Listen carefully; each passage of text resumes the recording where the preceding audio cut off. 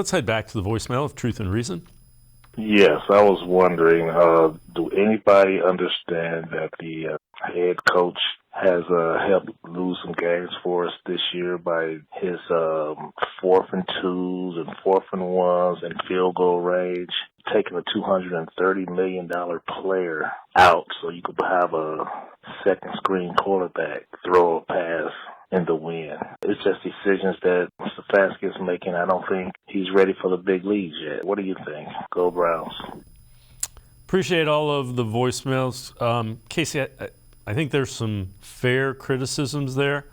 I want to see him with an elite quarterback that he can prepare with and get ready for. I think he can be a good coach, but some of the things have to change. Yeah, when it comes to fourth down calls, I like the aggressive nature of it. But, because, the numbers will tell you get so many percentage of these. But there's a human element, there's momentum. And sometimes when it doesn't go your way, you completely hand the other team the momentum. And momentum can't be calculated. So it's one of those things, like I just know from watching the sport, it exists. You can see, you can feel it.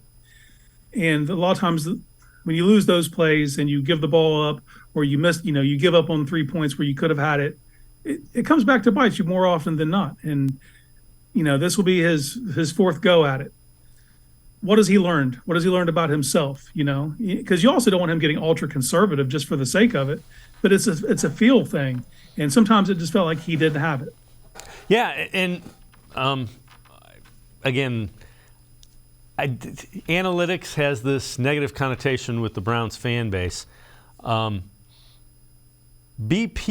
Just take into account the people that you have in addition to. I don't want you can't completely turn your back on what the numbers say as far as conversions and down and distances, but be a little people conscious, I guess, is what I would say.